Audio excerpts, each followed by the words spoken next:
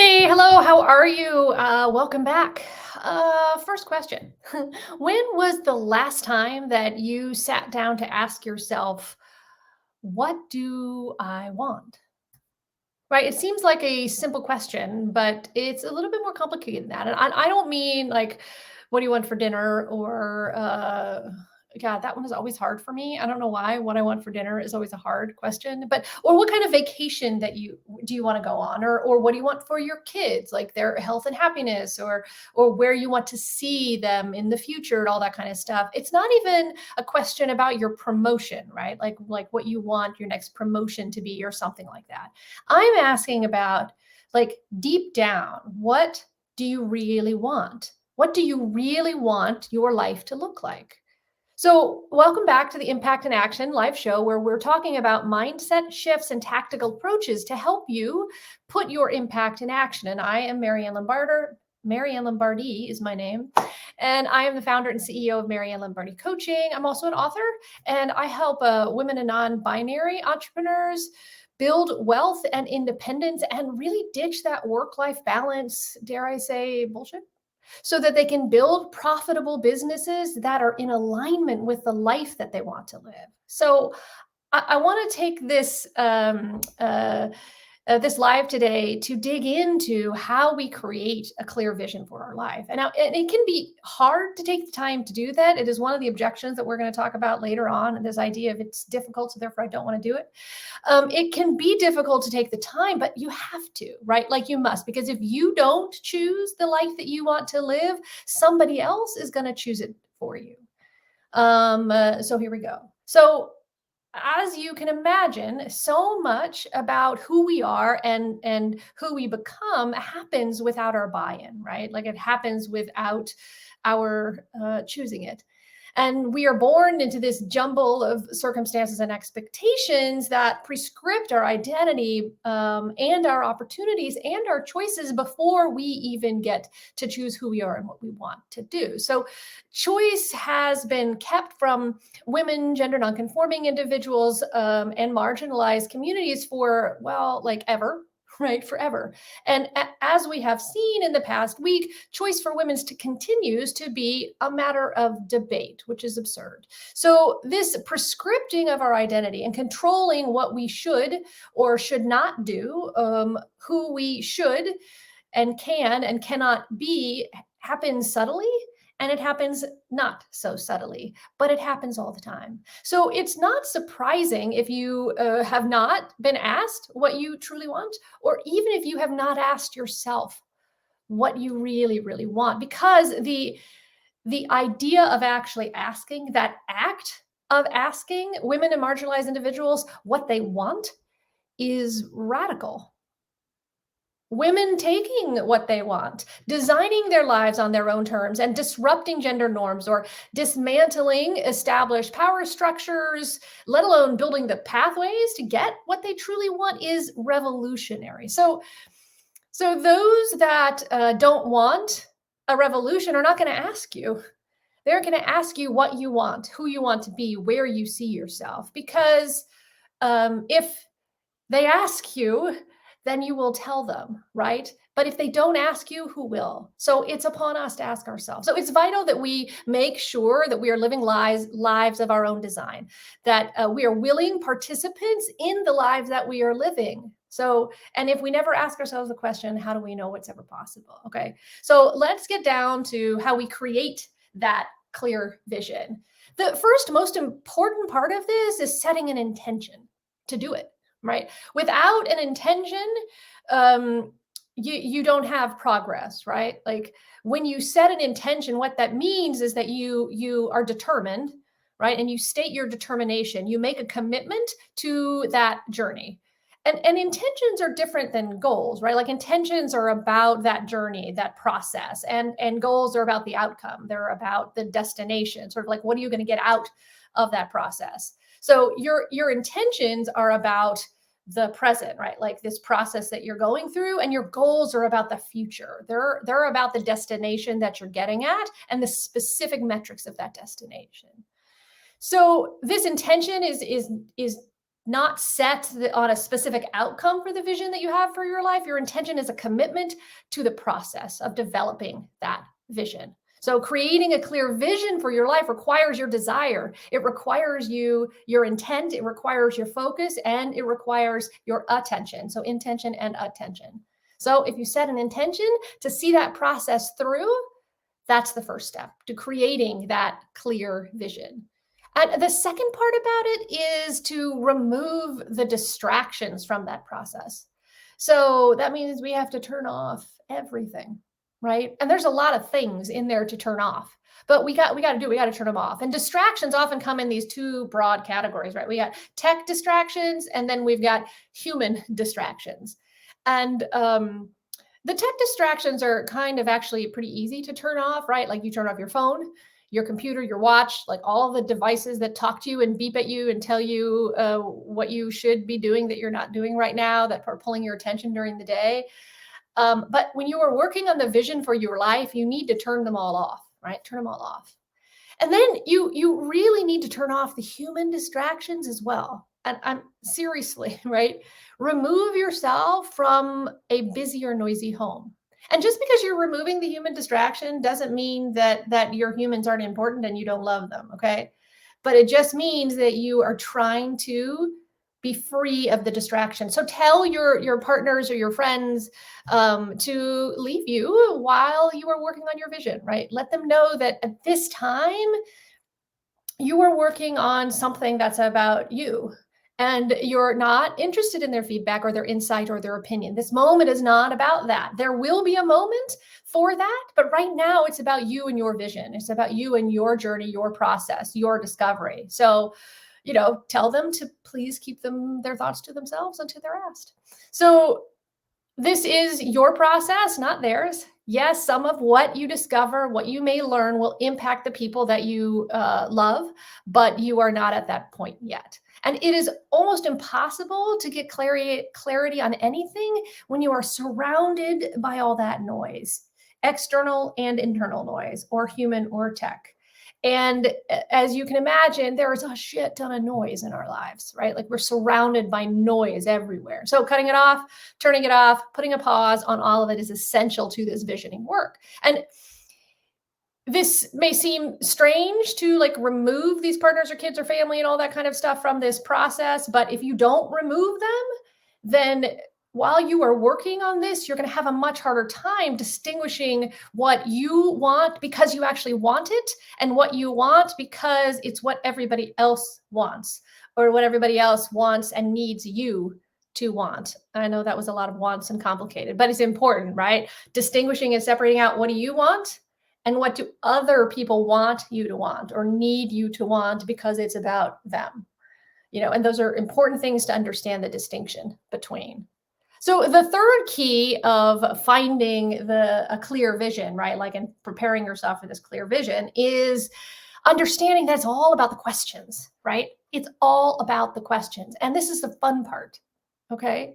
The answers that you get from the questions are important, but the questions are actually more vital to the process because they're the things that get you thinking. They're the things that get you imagining and dreaming, right? Because it's all about digging deep to understand not only where you are, but what you want and where you see yourself going. So it's about trying to get beyond that logical and rational mind and tapping into your emotions, into your senses, and into your imagination. So embrace the questions and try to have fun with it. So here's a good place to start with these questions. You can close your eyes, right? And you can imagine and just picture the answers to each of these questions as they come up in your head. After you've turned off the notifications on your phone, close the door to your room, your bathroom, wherever you are, but you keep your eyes closed and you ask yourself, where do you want to wake up every morning? Right? Just think about it and imagine, where do you want to wake up every morning? What do you see out your window in this place that you imagine? How do you feel when you wake up in the morning, right? What does it feel like to wake up there? What wakes you up? right? Is it an alarm? Is it a bird? Is it just your body?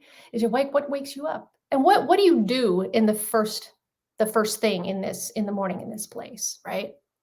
And you're focusing on just you. This is in this exercise, you are alone. And this does not include other people, partners, kids, family, roommates, any of that kind of stuff. This is about where you want to be. All of that can be included um, as you understand more about what you want, right? What can you hear while you're drinking your coffee or your smoothie, right? Like in the morning, do you have like a window open? Are you on a balcony, on a porch or a stoop, right? Or in a backyard? Like where are you? What do you hear? And what does it feel like on your skin where you are? Right? Is the air humid? Is it crisp? Is there a season that you're in?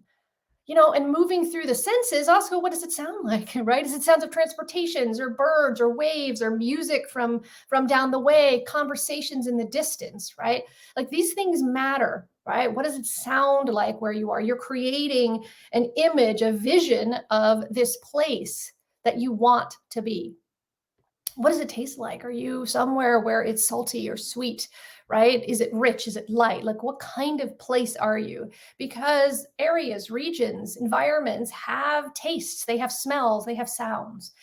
And all of those things contribute to how you feel about where you are and where you want to be. You can imagine like maybe a vacation staying somewhere that meant a lot to you, right? And can you remember back then about what it felt like to wake up there? I mean, I remember taking a hiking trip through the Dolomites in Italy, right? And I just remember that food in this place tasted so different to me. And I couldn't wait to wake up and eat there. Right. And it's something that I always think about because I'm a bit of a foodie. And so when I go places, there is something about food that sort of like the food of the area that means a lot to me. Right. So it matters and where I feel the most home and the most comfortable and what draws me. Food is what it tastes like is a piece of that. So indulge in these questions and really enjoy imagining that. And if you start with the sensory ones,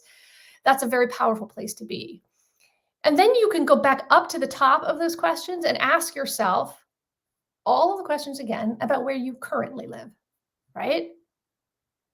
You just ask them about where you want to be. How about where you currently live, right? Like, what do you see out your window in this place? How do you feel when you wake up? What is it that wakes you up? What does it taste like, smell like, sound like in this place that you currently live, right? And after you get through those questions, you ask yourself, well, why do I live where I live now, right? Why do I live where I do now? How did I get to that place? Was it a choice that you made, or was it a choice that was made by someone else? Is the thing or circumstance that brought you where you are today still relevant to your life in this moment? What keeps you there? And the point of these questions are not to get to judgment, right? You're not trying to judge where you are, what brought you here, what keeps you here. You're not trying to judge that. You're just trying to know it, right? Think about it clearly.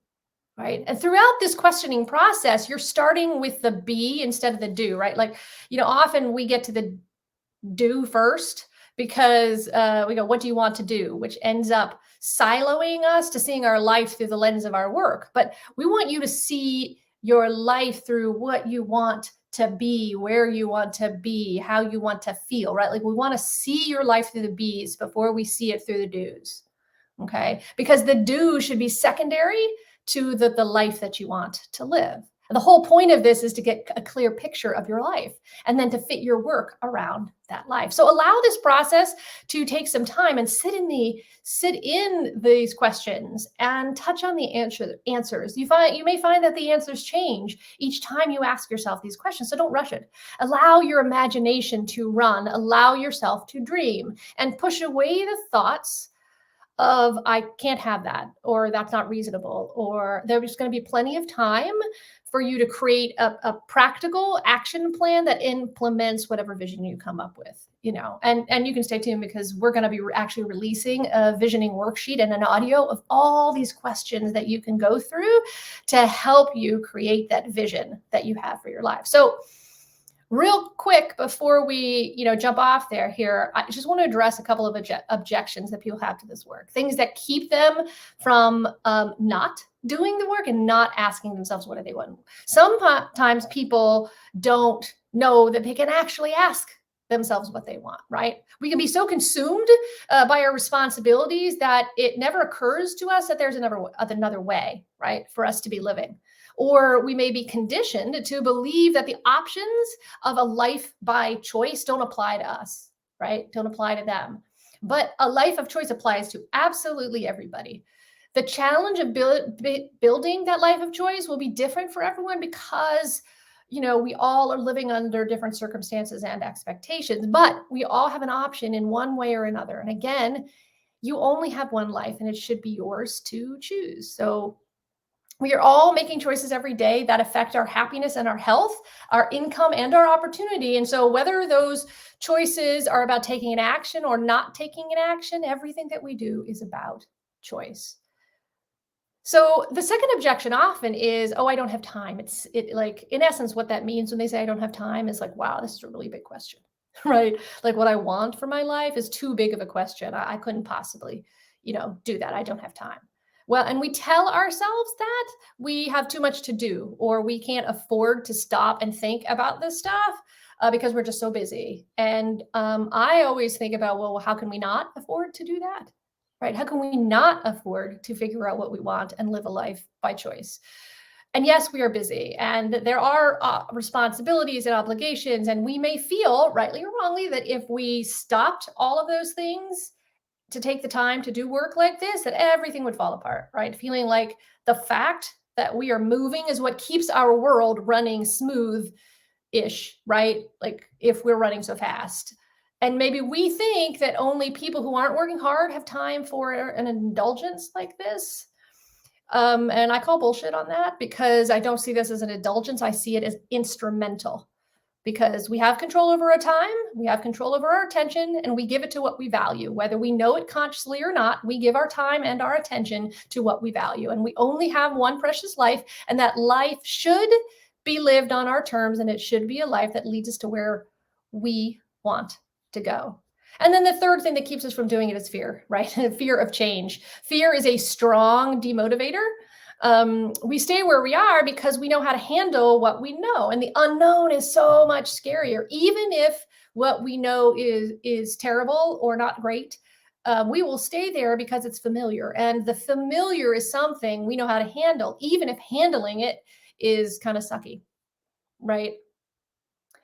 I always like this quote from Professor Rosabeth Cantor, and she explains change like this. She talks about change is something that interferes with autonomy, right? Like, and it makes people feel like they've lost control over their territory, right? And our sense of self-determination is often the first things to go when we're faced with a potential change coming. And it feels like walking off a cliff blindfolded, right? And if it feels that way, people are going to reject it. And most change feels like we're walking off that cliff blindfolded because the things we are asking ourselves to do are new, they're untried, and a risk and an adventure. But if we don't ask ourselves what we want, if we don't ask that, then we never have to face that change. So your objections are there and they're real, but I suggest that you do it anyway, right? So jump in and start visioning, set your intention to create a clear vision for your life, remove whatever those distractions are that are getting in the way of you doing that, and jump into your imaginations. Do some dreaming and allow those questions to take you down this path to creating a clear vision for your life. So try it out. Let me know how it goes, and I'll see you next time.